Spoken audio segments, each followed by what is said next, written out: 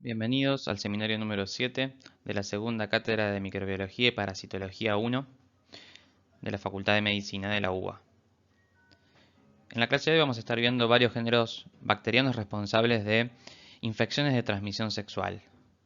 Entre ellos, el género Treponema, Clamidia, Mycoplasma y Ureaplasma, siendo algunos de los más importantes en la práctica médica habitual. Vamos a dar comienzo con el primero de los temas. Vamos a estar viendo al género Treponema pallidum, subespecie Pallium, como agente etiológico de la sífilis humana. La subespecie Pallidum es una, entre otras, sin embargo, la más importante y la más frecuente en nuestro medio. Otras subespecies como la Endemicum, la Pertenuem y la Carateum son descriptas asociadas a enfermedades puntuales como el vejel, la frambesía o la pinta, las cuales no están tan presentes en nuestro ámbito cotidiano. En cuanto a la especie Pallidum, es la más importante porque la especie Pallidum es la que se vincula a la producción de las enfermedades en el humano. Y dentro de todas estas subespecies que mencioné, recordemos que una subespecie justamente es la subagrupación de distintos miembros de una especie según características como las diferencias epidemiológicas, las distintas presentaciones clínicas que pueda haber entre los miembros de las subespecies, incluso distintos cambios o similitudes genéticas que pueden presentar entre ellas.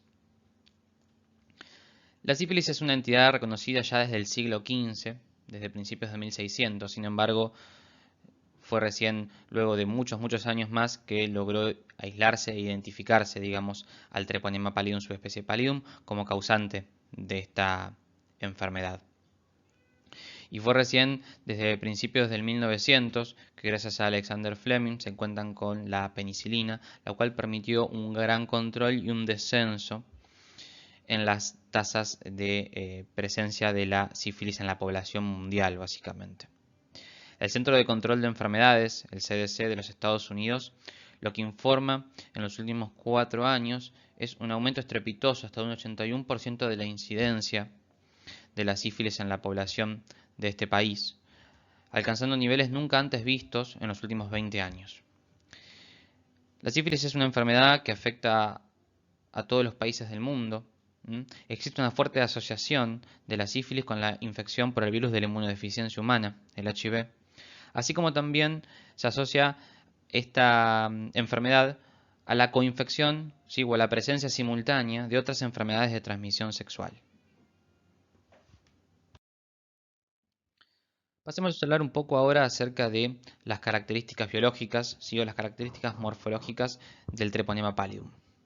Vamos a estar siempre haciendo referencia al Treponema pallidum, subespecie Pallidum, de ahora en más. La morfología, ¿sí?, si elongamos el cuerpo de la espiroqueta, es la que podemos observar en la imagen. Lo que vamos a ver, y quizás para ordenarnos desde interno hacia externo, vamos a ver toda la zona citoplasmática de la bacteria, seguida por la región de la membrana celular que ya conocemos, una delgada capa de peptidoglicano, y es acá cuando podemos hacer referencia a que si bien no vamos a obtener la visibilización de esta bacteria mediante la tinción de Gram que ustedes vienen viendo, adopta o presenta, al menos de manera similar, una estructura parecida a la de las bacterias Gram negativas. Sin embargo, no lo es. Hacia afuera del peptidoglicano, lo que vemos básicamente es todo el espacio periplásmico que ustedes ya conocen, y discurre entre el espacio periplásmico estas estructuras llamadas flagelos periplasmáticos, que tienen que ver o hacen a lo que es la movilidad de esta bacteria en forma de sacacorcho o de tirabuzón tan característica. Hay dos aspectos relevantes que hacen al diagnóstico en relación a su morfología. En primer lugar, estas bacterias son finas y delgadas, ¿sí? El diámetro de estas espiroquetas es igual o no va más allá de los 0,4 micrones, es decir, son muy pequeñas. Esto básicamente hace que no sean observables con las técnicas habituales de tinción, pero sí son visualizables por técnicas de diagnóstico directo que veremos más adelante. El otro aspecto importante es el aspecto cultural, es decir, lo que hace el cultivo de la bacteria. Estas bacterias no desarrollan en cultivos acelulares, ¿sí? Y en aquellos cultivos celulares, los cuales pueden llegar a ser utilizados para el crecimiento, tienen una limitada permanencia en cuanto a su reproducibilidad, más que nada por ciertas carencias de tipo metabólicas. Otro aspecto epidemiológico importante es que la sífilis a lo largo de todo el mundo, todas las espiroquetas que podemos encontrar dando vueltas por ahí, son sensibles a la penicilina. Esta característica en cuanto a la sensibilidad antibiótica es relevante para el tratamiento a nivel mundial. Vamos a mencionar algo acerca del aspecto patogénico y los factores de virulencia del Treponema pallidum. A grandes rasgos, lo que debemos recordar es que esta bacteria, una vez que se encuentra en contacto con el hombre, tiene una escasa antigenicidad, y esto es principalmente debido a las lipoproteínas que se encuentran encubiertas en su soma, lo cual le otorga como la ventaja la facilidad no solo de la replicación local, sino también de la diseminación temprana de la bacteria en el organismo humano. Otro aspecto importante, a manera de título, es que el Treponema pallidum es capaz de realizar evasión de la fagocitosis y también unirse a la fibronectina como componente esencial de la matriz extracelular y otorgándole la posibilidad justamente de interaccionar directamente con los tejidos a través de los cuales accede y toma contacto desde la primoinfección.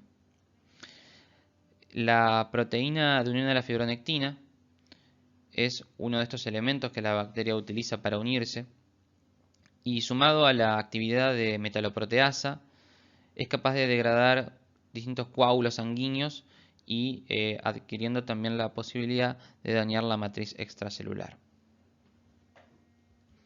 Existen otras proteínas mencionadas en la diapositiva y es importante también recordar que este treponema, al ser una enfermedad de transmisión sexual, a transmitirse a partir de las relaciones sexuales, va a ingresar inicialmente a través de las mucosas, por ruptura de las uniones intercelulares y asociándose a la fibronectina y a la laminina de la matriz extracelular. Al ser una infección de alta prevalencia mundial que se transmite principalmente por la vía sexual y producir una enfermedad de evolución crónica con compromiso sistémico cada vez mayor, es imperioso, chicos, poder reconocerla y hacer su diagnóstico oportuno para así tratarla y evitar que la enfermedad progrese en el organismo. La transmisión ocurre durante el acto sexual y el contacto con lesiones activas con alta carga de espiroquetas, las cuales van a penetrar las membranas mucosas o bien ingresar adentro del cuerpo mediante las distintas microabrasiones que puede presentar la piel durante un acto sexual habitual. Lo que vemos en la imagen es básicamente la evolución clínica de la sífilis, dejada a su libre albedrío, digamos, a su libre evolución, lo cual hoy en día no es tan frecuente de observar, ya que la sífilis generalmente es diagnosticada en su estadio primario o en su estadio secundario, y al recibir la penicilina como tratamiento, la enfermedad es curable. Lo que hay que entender respecto a esta enfermedad, inicialmente, como muestra la imagen, es que tiene tres estadios. El estadio primario y el estadio secundario son aquellos de mayor infectividad y tasa de transmisión. Luego el estadio terciario, y entre ellos siempre puede existir o está descrito periodos de latencia clínica entre un estadio y otro. Lo que es llamado sífilis temprana es toda infección evolucionada, pero siempre dentro del primer año de adquirida la infección. Es decir, que dentro de la sífilis temprana vamos a encontrar el estadio primario, el estadio secundario y el estadio llamado latente temprano. En cuanto a la epidemiología de la sífilis en nuestro país, en Argentina en los últimos 4 años se vio un aumento continuo de todas las infecciones de transmisión sexual, siendo en 2014 la tasa de sífilis de 24 por cada 100.000 habitantes. En el 2018 aumentó a 51 personas cada 100.000 habitantes la presencia de esta enfermedad en la población.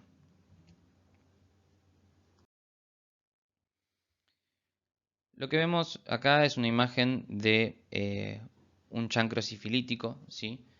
Básicamente el chancro sifilítico lo que describe es la puerta de entrada por la cual el Treponema pallidum ingresa al cuerpo. Previamente a esto, una vez que la persona fue expuesta mediante las relaciones sexuales al treponema, sucede un periodo de incubación que es muy variable y que puede rondar entre los 10 días hasta los 3 primeros meses de adquirida la infección, en la cual no sucede ninguna expresión clínica de la enfermedad. Cuando se manifiesta la etapa primaria, generalmente se da a partir de esta úlcera en el sitio de inoculación, que si bien acá está graficada en el pene del hombre, puede darse a nivel de otras áreas del cuerpo, e incluso a nivel de la mujer, a nivel de la vulva, de la vagina, el cuello uterino. También puede estar presente en otras áreas del pene, como la base del pene, el surco balano prepucial, entre otras, y zonas que no son de los genitales externos, como pueden ser la boca, los labios, y también están descritas desde luego en las regiones del ano, en las regiones perianales, incluso en el recto. La mayoría de las veces es una úlcera única, pero también existen presentaciones como las múltiples ulceraciones anogenitales, y viene acompañado generalmente de adenopatías regionales, es decir, de inflamación de los ganglios locales de la zona por la cual ingresó. La duración de esta etapa, de este chancro de inoculación, es de 2 a 8 semanas, con una típica duración de aproximadamente un mes, el cual desaparece, es decir, remite de manera espontánea y la mayoría de las veces sin dejar cicatriz. Las características importantes que deben recordar del chancro sifilítico es que es esta úlcera de fondo blanquecino o amarillento, limpia, de bordes indurados sobre elevados eritematosos, y la cual al interrogatorio el paciente refiere que no tiene dolencia relacionada a esta afección. Es por eso que muchas veces nosotros, para que ustedes recuerden, la comparamos con una lesión de aspecto similar, que es la del chancroide, asociado a la infección por Haemophilus ducreyi, donde las grandes diferencias de esta lesión, si es que se dan en los mismos territorios, tiene que ver con una úlcera de fondo más sucio, eritematosa de bordes sobrelevados, pero ante todo dolorosa. Y esas son las dos grandes diferencias entre el chancro sifilítico y el chancroide. Si la enfermedad no se trata, va a seguir su libre evolución y va a pasar a la etapa secundaria. La etapa secundaria generalmente se da entre a 6 semanas y hasta 6 meses de la posinfección. Más que nada, la sífilis secundaria tiene manifestaciones de tipo cutáneas y generales. Dentro de las manifestaciones cutáneas, la presentación de un rash, ¿sí? Es decir, de un sarpullido en el cuerpo, que suele estar presente o suele ser fácilmente visible, sobre todo por el paciente, pero también el examen físico, a nivel de palmas y plantas de los pies. Otras presentaciones o manifestaciones cutáneas pueden ser lesiones de tipo papulares, es decir, manchas sobrelevadas, o lesiones también pigmentarias, frecuentemente denominadas sifilides. La afectación mucosa también se da mediante la sifilides a nivel mucoso, y también se puede presentar a nivel de los anexos como alopecia.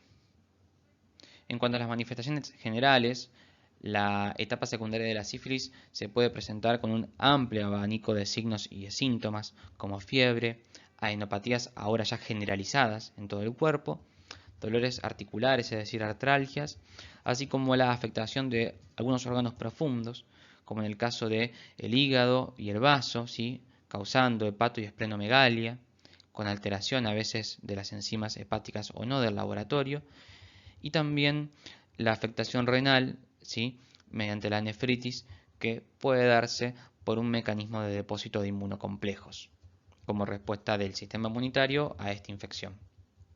Otra cosa importante a empezar a destacar, y como algo que se empieza a describir en las últimas revisiones que se hacen de esta infección, en los artículos científicos, se habla de que el compromiso del sistema nervioso central se da desde los primeros momentos de la infección, de la evolución de esta enfermedad asociada al organismo. Existe un compromiso de hasta un 40% del sistema nervioso central, de las cuales se puede manifestar de manera clínica hasta solo un 10% en una entidad llamada neurosífilis temprana. Y ese resto del porcentaje del compromiso del sistema nervioso central es específicamente el asociado a la sífilis ocular.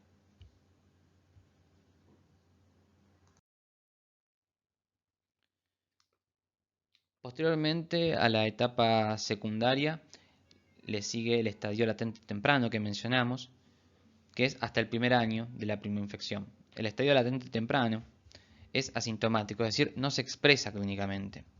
La única forma de darme cuenta que un paciente está cursando este estadio de la infección es a partir de los resultados de los análisis serológicos que yo voy a hacer en el caso de la sospecha o de un screening habitual de ETS en el paciente. Posteriormente existe un estadio latente de duración desconocida y finalmente la infección por Treponema pallidum llega al estadio o a la etapa terciaria con tan solo un 30% de los pacientes que logran evolucionar hasta aquí. La etapa terciaria de la sífilis se da entre los 2 y hasta 50 años de la posinfección. Básicamente la imagen que ustedes pueden ver acá tiene que ver con un preparado histopatológico, pero para que ustedes puedan recordar esta imagen debemos asociarla básicamente con el proceso, o lo que se puede describir de esta imagen es un proceso proliferativo de tipo granulomatoso que se puede presentar en cualquier tejido del cuerpo. Los órganos que más frecuente sufren el impacto de la sífilis terciaria es el aparato cardiovascular, ¿sí? A través de la sífilis cardiovascular y las presentaciones más graves asociadas a la afectación de los vasos y el corazón tienen que ver con el desarrollo de los aneurismas aórticos, de la estenosis coronaria e incluso de fenómenos de miocarditis asociados a sífilis cardiovascular. El otro órgano de impacto en este estadio de esta enfermedad es la neurosífilis tardía, que se puede presentar de forma meningovascular, ¿sí? A partir de la afectación de las venas del cordón espinal puede darse lo que se llama meningomielitis. Y en cuanto a las formas más parenquimatosas, ¿sí? Lo que se expresa, la entidad clínica que se expresa a partir de la afectación del sistema nervioso central es el tabes dorsal y la apariesia generalizada progresiva. El tabes dorsal, sin ahondar demasiado en los detalles clínicos, tiene que ver con una presentación de dolores generalizados de tipo relámpago, ataxia e incluso alteraciones a nivel vesical e incontinencia rectal. La paresia generalizada progresiva básicamente es eso, ¿sí? La alteración desde la parte sensitiva del cuerpo y lo importante de la afectación del sistema nervioso central y de la sífilis es que puede progresar hacia la demencia. Una manifestación generalizada en este estadio también pueden ser las asociadas a las regiones osteoarticulares del cuerpo, pudiendo generar periostitis, osteitis gomosa e incluso sinovitis.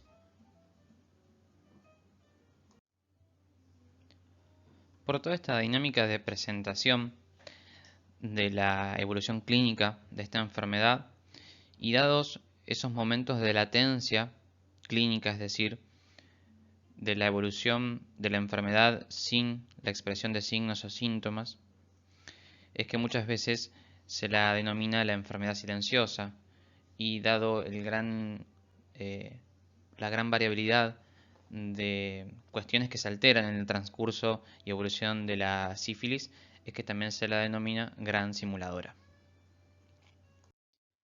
Vamos a pasar a ver una parte importantísima de esta clase, que es todo lo que hace al diagnóstico de laboratorio de la sífilis.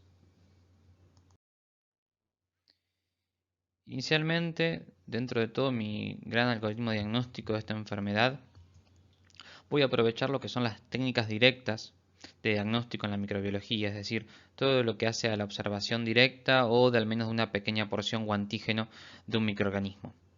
En el caso de las técnicas directas y la sífilis, básicamente estas técnicas son aplicables únicamente a la fase primaria, al estadio primario de esta enfermedad.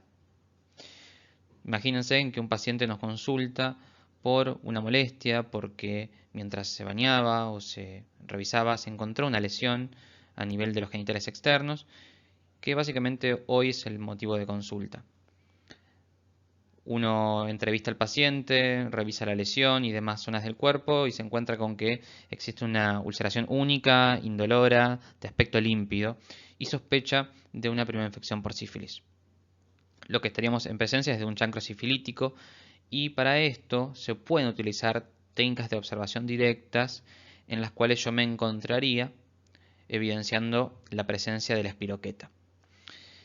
A partir de la manipulación del chancro yo puedo, previo lavado con solución fisiológica, hacer una abrasión suave mediante una gasa, exprimiendo la lesión y obteniendo con suerte exudado seroso, el cual coloco sobre un portaobjetos, lo tapo con un cubreobjetos y lo exploro con un microscopio de campo oscuro o con contraste de fase.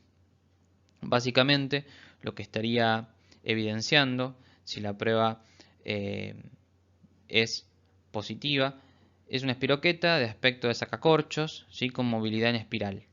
Básicamente presenta ondulaciones características de unos 90 grados alrededor de su punto medio, descritas como en tirabuzón. La observación en este microscopio puede ser considerada negativa hasta después de haber atravesado 3 exploraciones que hayan dado negativas ante la observación de esta bacteria. Recordemos que la microscopía de fluorescencia lo que utiliza es un colorante fluorescente, valga la redundancia, que es el isotiocenato de fluoresceína, el cual se encuentra conjugado con un anticuerpo humano o a veces usados anticuerpos de conejos que son específicos para el Treponema pallidum.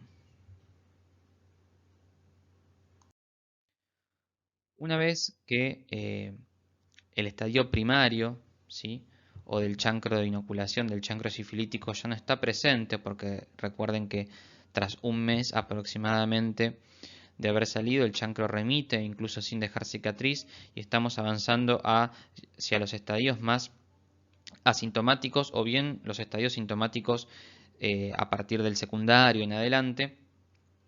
No se pueden utilizar más las técnicas directas porque no hay no solamente un lugar de toma de muestra adecuada, sino porque las lesiones que puedan estar cargadas con espiroquetas están cargadas a una mucha menor concentración que las presentes en el chancro de inoculación, así que dejan de ser útiles las técnicas directas y les doy paso a este nuevo grupo importante de métodos indirectos diagnósticos de sífilis, ¿sí? Recuerdan que las serologías se basan en la detección de anticuerpos circulantes en la persona, a nivel de la sangre, del suero específicamente, y la detección de estos anticuerpos específicos contra un agente, contra un microorganismo en realidad, es las distintas serologías con las cuales yo puedo estudiar y que se utilizan mucho en el diagnóstico de las enfermedades infectocontagiosas hoy por hoy. Las técnicas serológicas siempre van a iniciar por las llamadas no específicas, es decir, las que detectan anticuerpos no treponémicos. Lo que hacen es buscar mediante una reacción la puesta en evidencia de la presencia de anticuerpos contra un fosfolípido que es la cardiolipina, generalmente, el cual hay que saber de antemano que no es específico de esta bacteria y que se encuentra en la mayoría de las células del hospedador. Sin embargo, es la BDRL y la RPR lo que se utiliza en un primer momento para montar el algoritmo diagnóstico de la sífilis cuando no estamos en presencia de un estadio primario. O en la mayoría de los casos, si es que el laboratorio con el cual contamos no está acostumbrado para realizar o no tiene los medios microscópicos suficientes. La BDRL o el Venereal Disease Research Laboratory y la RPR, que es la prueba de reagina rápida, lo que utilizan es suero del paciente, ¿sí? Yo básicamente le hago una extracción de sangre y lo enfrento a una solución, ¿sí?, que yo conozco que tiene cardiolipina. Y lo que se hace, según nos muestra por ejemplo los resultados de esta imagen, es la presencia en esta lámina y la observación, si uno quisiese con el microscopio óptico, de la precipitación de partículas muy finas. Esto básicamente es un fenómeno de floculación, el cual pone en evidencia una respuesta positiva o negativa de la BDRL. Recuerden que la BDRL se expone, ¿sí?, tiene la desventaja de tener no solamente falsos positivos, como en el caso del lupus o del síndrome antifosfolipídico, el embarazo, incluso la fiebre reumática, sino que también puede exponerse hacia algunos falsos negativos, es decir, que la BDRL dé negativa, sin embargo el paciente esté cursando una infección por sífilis. Esto es el caso de la enfermedad avanzada por HIV y el caso del fenómeno de Prosona. Para dejar en claro lo que es este fenómeno, nosotros tenemos en cuenta de que en el transcurso de una infección por sífilis puede haber una alta concentración porque se produjo una gran concentración de anticuerpos. Cuando tengo gran concentración de anticuerpos en diluciones bajas, o sea, a alta concentración de suero, no se obtiene esta aglutinación que me manifiesta una floculación positiva, ¿sí? No hay aglutinación porque hay muchos anticuerpos y poco antígeno, entonces hay muchos anticuerpos que quedan libres sin unirse a antígenos y esto no permite, ¿sí?, que decanten o que flocule básicamente, y es por eso que la prueba de Prosona es un motivo de un falso negativo en el caso de una BDRL. Y pasando a lo que son las pruebas de diagnóstico treponémicas o pruebas de diagnósticas serológicas específicas, básicamente tenemos la FT-APS y la MHATP. En el caso de la FT-APS, tanto como de la otra técnica, lo que se busca es poner en evidencia la generación de anticuerpos de proteínas, ¿sí?, o de antígenos específicos de la bacteria que en este caso no están presentes en ningún otro tipo de célula del cuerpo. El Treponema pallidum, recordemos que sí tiene ciertas proteínas o lipoproteínas, las cuales eran poco antigénicas, pero que sin embargo en el curso de esta enfermedad se logran generar anticuerpos, ¿sí?, muchas veces que son capaces de inhibir a la bacteria, pero no tienen gran relevancia en la curación de esta enfermedad, siempre teniendo en cuenta la acción conjunta con el sistema de complemento. Más allá de esto y de la poca utilidad en la curación de esta enfermedad, estos anticuerpos generados contra antígenos específicos del treponema son detectables en los casos de estas pruebas.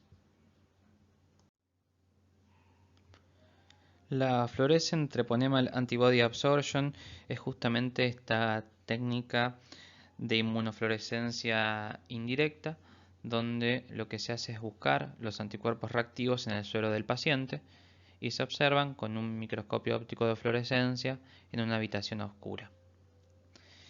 Y en cuanto a la MHATP, que es la prueba de microhemaglutinación del Treponema pallidum, el fundamento de esta técnica se basa en la utilización de glóbulos rojos, ¿sí?, de carnero, los cuales se encuentran absorbidos, tienen treponemas pallidum pegados a su superficie y se exponen al suero del paciente, el cual, si tiene anticuerpos específicos contra este treponema, lo que hace es generar una reacción de hemaglutinación observable. Y esta es como tanto la FT-APS o la MHATP pueden resultar positivas. Recordemos y sepamos entonces diferenciar una técnica de diagnóstico específica versus las no específicas. A grandes rasgos, una es una prueba de floculación, otra es una prueba que utiliza la fluorescencia. La BDRL, ¿sí?, es inespecífica, mientras la FT-APS es una prueba específica y de confirmación de la sospecha de infección ante una BDRL positiva. Que una tiene alta sensibilidad y baja especificidad y la segunda tiene una alta especificidad y lo que esto puede involucrar en cuanto a los resultados.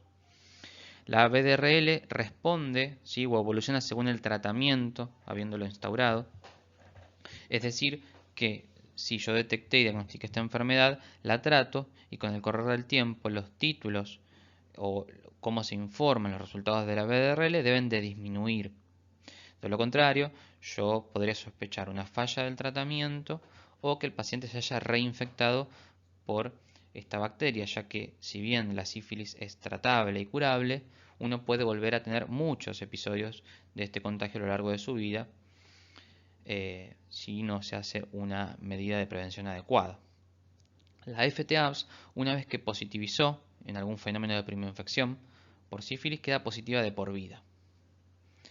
A su vez, las únicas que son practicables en el líquido cefalorraquídeo, cuando sospechamos o tenemos que analizar el estudio de afectación a nivel del sistema nervioso central, la BDRL es lo único que puede ser utilizado. Y como para cerrar un poco la cuestión diagnóstica de la sífilis, recordemos las posibles combinaciones que se dan. Imagínense que una BDRL me da positiva, hago una FTAPS, me da positiva, puedo pensar que el paciente está cursando una infección actual por sífilis o bien que es una infección pasada reciente que todavía tiene positivos ambos títulos de anticuerpo. Si lo que tengo es una BDRL positiva y una FTAPS negativa, eso es un resultado inespecífico y debo realizar un seguimiento del paciente o ampliar mis estudios. Y finalmente una posibilidad es que la BDRL me dé negativa y por algún motivo la FTAPS me dé positiva. Esto podría significar que fue una infección ya tratada o una infección muy reciente en donde positivizó primeramente la FTAPS y aún no los valores de la BDRL. Bueno, así como dejamos atrás esta primera parte de la clase y ahora vamos a pasar a hablar de la familia Chlamydiaceae. Dentro de esta misma familia podemos encontrar distintos géneros. De importancia, Chlamydia trachomatis y Chlamydophila psittaci y Chlamydophila pneumoniae. Primero vamos a describir algunas características generales de lo que hace a esta familia y a sus distintos géneros. Inicialmente debemos recordar que la clamidia y la clamidófila obedecen a las siglas de PIO o PIO, que son parásitos intracelulares obligados, ¿sí? Básicamente dependen de la maquinaria metabólica de una célula hospedadora para poder completar su ciclo de vida, porque tienen carencias metabólicas que no le permiten llevarlo adelante de manera autónoma. Dentro de su ciclo de vida, el cual es particular dentro de las bacterias en general, existen dos formas. Una forma, la cual se denominan formas infectivas, que son inactivas desde el punto de vista metabólico, que son llamadas cuerpos elementales, acá graficados como CE. La otra forma son las formas no infectivas, y metabólicamente activas, llamadas cuerpos reticulares, acá en la figura CR. Inicialmente, dependiendo de la patogenia, según la especie de la que estemos hablando, pero en reglas generales, cuando el cuerpo elemental, que se caracteriza principalmente por tener una resistencia ambiental importante, toman contacto con la célula hospedadora y son capaces de ingresar mediante unión por receptores. Entonces, una vez que infectan a una célula hospedadora, van a ser capaces de replicar. Estas bacterias en general carecen de peptidoglicano, tienen un núcleo denso central rodeado de una membrana, más una membrana externa de doble capa. La acción de su lipopolisacárido es débil y tienen una proteína de membrana externa única de cada especie llamadas OMP o Outer Membrane Proteins. Dentro del intracelular, el cuerpo elemental, ¿sí?, lo que hace es transformarse en el cuerpo reticulado mediante la inducción de cambios a nivel genómico, y dentro del fagosoma es capaz de replicar. Utiliza las enzimas energéticas de la célula hospedadora y en un ciclo que puede durar hasta 24 horas aparecen en gran cantidad los cuerpos elementales. Al cabo de 48 a 72 horas de haber invadido una célula huésped, sucede la rotura, la lisis de esa célula, liberando una gran cantidad de cuerpos elementales nuevamente infecciosos para nuevos huéspedes.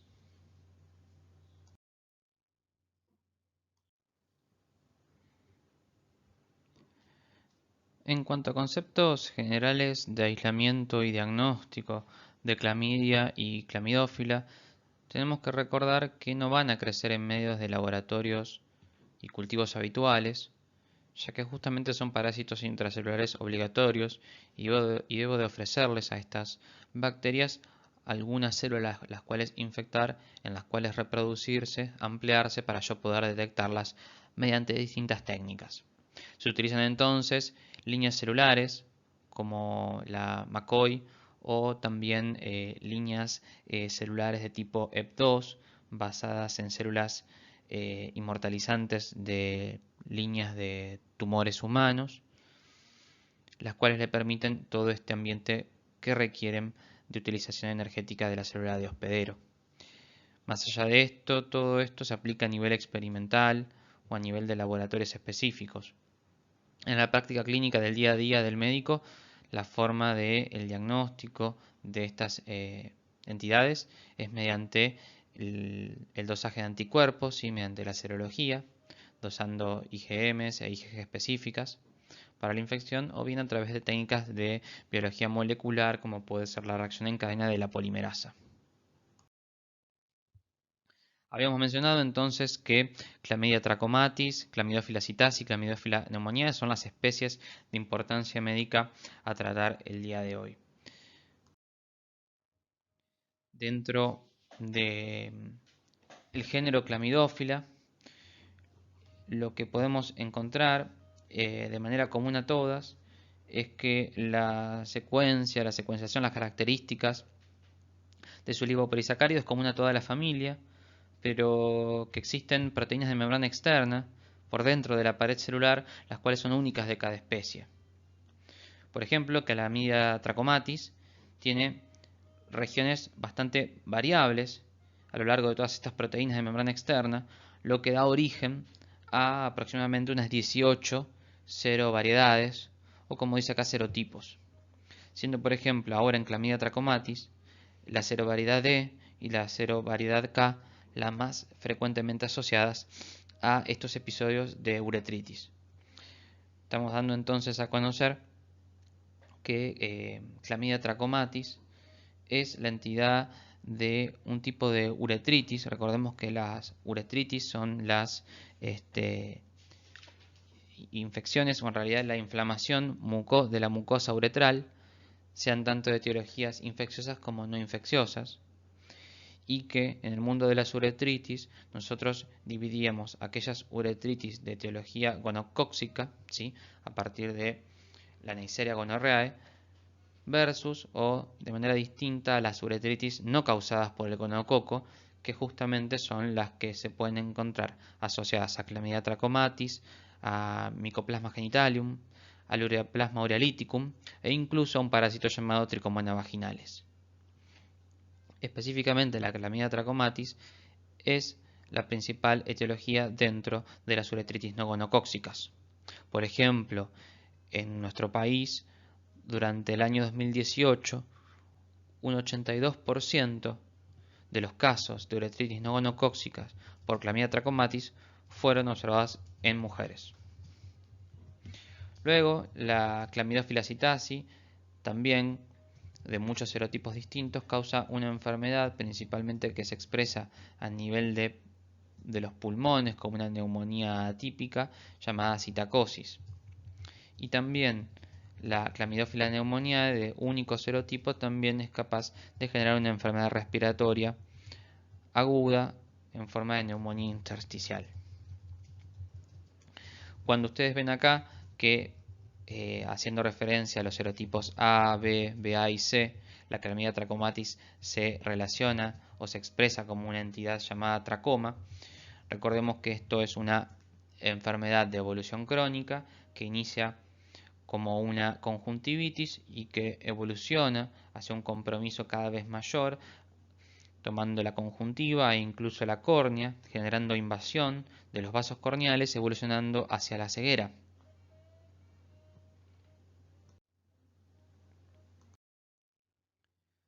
Los serotipos L1, L2 y L3 de Chlamydia trachomatis se encuentran asociados a la entidad clínica llamada linfogranuloma venéreo, sobre todo en el caso de los hombres y muchas veces asociada a fenómenos de cervicitis en las mujeres.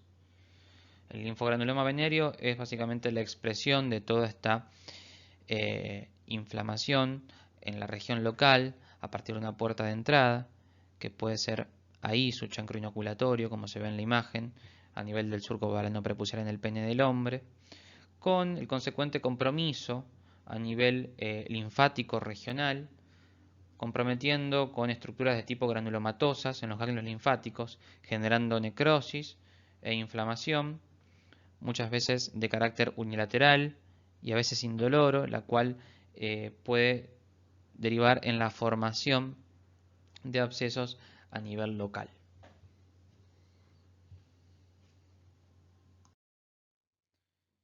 Distintas afectaciones vinculadas a distintos serotipos son también los mencionados en Clamidia trachomatis, que en el caso de que exista esta infección en el contexto de una mujer embarazada, pueden progresar hacia el compromiso del binomio madre-hijo, siendo una infección de carácter ascendente y el consecuente compromiso sea a la hora de atravesar el canal del parto o durante la gestación del embarazo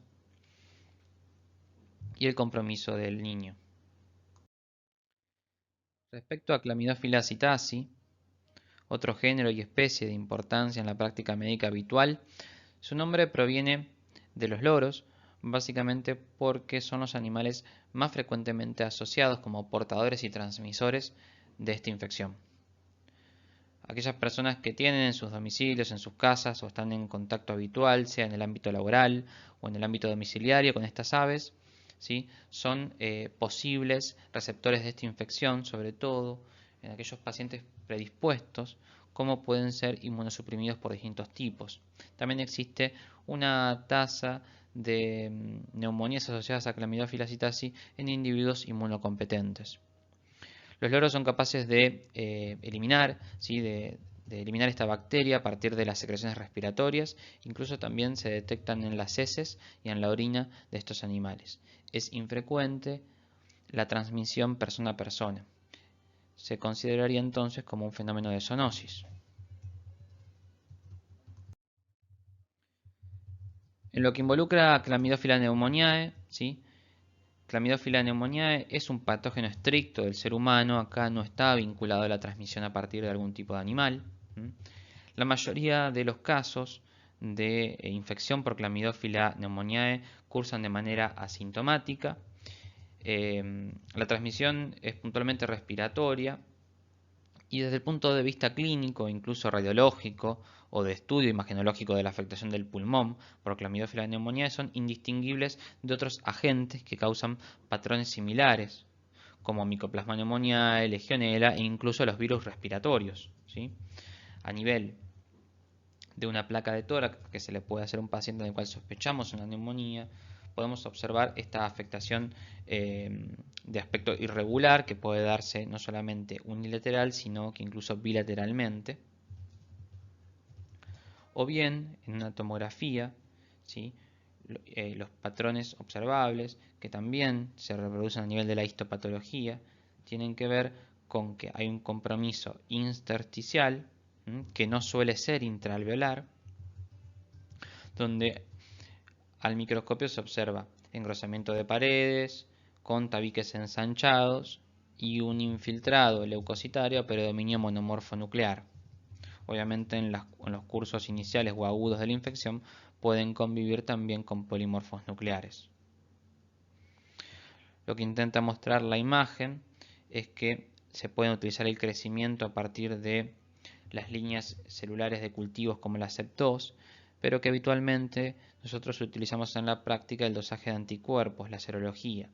Yo puedo confirmar una infección por Chlamydophila pneumoniae si encuentro un aumento en los títulos de la inmunoglobulina tipo M, que marca la infección reciente, o a partir del fenómeno de la seroconversión de la inmunoglobulina tipo G a partir de dosajes en dos momentos del transcurso de la infección, con los cuales en esta última seroconversión de IgG, la cual recién aparece a partir de las 6 o a 8 semanas de haber cursado la infección, suele ser un diagnóstico de tipo retrospectivo.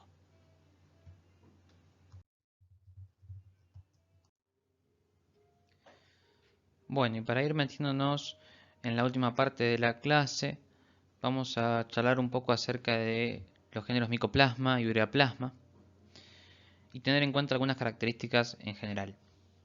Ambos géneros y sus distintas especies están principalmente vinculados al mismo carácter de presentación clínica, es decir, la mayoría son agentes causantes de uretritis no gonocócicas, de enfermedades pélvicas inflamatorias, en el caso de la progresión asintomática de estas infecciones a nivel de las mujeres, también de cuadros de infecciones urinarias graves del parénquima renal como las pielonefritis e incluso han sido descritas como causas de abortos sépticos. Dentro del género Mycoplasma lo que vamos a encontrar son unas 3 especies, Mycoplasma pneumoniae, Mycoplasma hominis y Mycoplasma genitalium, ¿sí? Tienen las mismas características todas en general. A recordar, son bacterias muy pequeñas que carecen de pared celular y que tienen muchos esteroles en su membrana. Prácticamente todas son anaerobias facultativas, excepto por Mycoplasma pneumoniae, la cual es un anaerobio estricto. Y en cuanto a sus características culturales, estas bacterias crecen muy lentamente en los cultivos. El género Mycoplasma, entonces, tiene estas características acá vistas. No son móviles porque no poseen elementos de movilidad como los ya conocidos flagelos o cilias. Las entidades clínicas son un poco las descriptas. En el caso de Mycoplasma pneumoniae, está asociado a cuadros de neumonías atípicas, indiferenciables por las otras etiologías que estuvimos mencionando. En cuanto a Mycoplasma pneumoniae, es un patógeno extracelular que logra la adherencia al epitelio respiratorio a partir de ciertas proteínas, como la adesina P1, que se unen a nivel de la base de los cilios, ¿sí?, respiratorios, dañándolos y generando los fenómenos de ciliostasis y posterior destrucción de este epitelio. Al afectarlo, lo que generan es la disfunción y la sobrecontaminación del tracto respiratorio en su zona inferior. Esto aporta o colabora a la mayor cantidad de inflamación y sobreinfección por nuevos agentes bacterianos, virales, entre otros, llevando entonces al cuadro inflamatorio del tracto respiratorio inferior a nivel del parénquima pulmonar. Muchas veces termina colonizando el tracto respiratorio superior, sin embargo no es considerado flora normal de esta región. Es capaz de realizar la variación antigénica de los antígenos de superficie, por lo tanto deja de ser reconocido por los anticuerpos que pudieron haber sido generados en el curso de su infección, pudiendo establecerse durante un amplio tiempo sin ser detectada en el cuerpo. Bueno, y en lo que hace al diagnóstico de una neumonía por Mycoplasma pneumoniae, en este caso, lo que podemos ver es que los patrones imagenológicos, sean una radiografía de tórax o tomografía, no son distintos a otras entidades clínicas que ya venimos charlando, ¿sí? Hay muchas bacterias que producen el mismo patrón imagenológico de neumonías atípicas, incluso hasta algunos virus. Es por esto que en la práctica habitual no suele realizarse un diagnóstico específico de la infección, porque muchas veces terminan siendo producto de sobreinfecciones bacterianas una vez que inicia la neumonía por este agente. Pero si uno quisiese, podría hacer el seguimiento serológico a partir de la detección del incremento de la inmunoglobulina M, o bien a partir de la seroconversión de la inmunoglobulina G a partir de la toma de 2 muestras pareadas separadas por aproximadamente 14 días. Las técnicas de diagnóstico molecular, como la PCR o reacción en cadena de la polimerasa, también son recursos que podrían ser utilizados, pero no para nada habituales, así como también la utilización de la inmunofluorescencia o el crecimiento a partir de líneas de cultivo celulares. Y para Mycoplasma genitalium y hominis también entendemos que son causas de uretritis no gonocócicas y las otras entidades que estuve mencionando previamente. Estos micoplasmas son capaces de colonizar el tracto genital incluso desde los primeros momentos de la vida, pero está claro que la prevalencia de la colonización del tracto genital aumenta o está en mayor cantidad a partir de que la persona inicia su actividad sexual en la vida. Lo mismo pasa para el ureaplasma urealyticum, que se diferencia porque esta colonización por ureaplasma urealyticum suele ser de mayor prevalencia que las de Mycoplasma genitalium u hominis. Y como para ir cerrando ya un poco esta clase, les comento dos cuestiones, dos palabras acerca del género Gardnerella, ¿sí?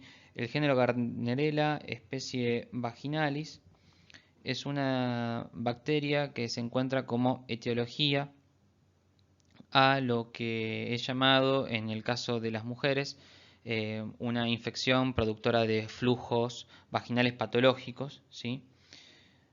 Básicamente existen una gran cantidad de bacterias o incluso de microorganismos que conforman la flora del tracto genital femenino, ¿sí? No solamente hongos como Candida albicans o Candida glabrata, sino también un sinfín de bacterias, por ejemplo dentro del grupo de los anaerobios, como Eubacterium y distintos Clostridiums, sino también bacterias conocidas como Staphyloepidermidis, Staphylococcus aureus.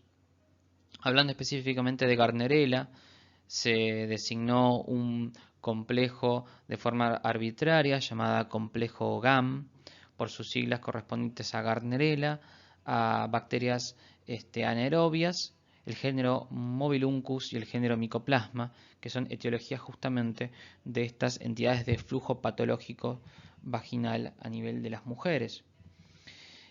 Esto viene al caso un poco para contrarrestar lo que son las enfermedades de transmisión sexual, ya que la aparición de estas entidades clínicas que vienen siempre de la mano con una sintomatología genital, cuando la mujer consulta, por ejemplo, a los médicos obstetra y ginecólogos, viene acompañado de sintomatología de molestias, ardor, prurito o picazón a nivel de la zona, con inflamación de la vulva, ¿sí? Más o menos esta presencia del flujo patológico que puede tener distintas características físico-químicas como su aspecto más verdoso, más blanquecino, grisáceo, el mayor o la menor cantidad de olor hace referencia a las posibles causas.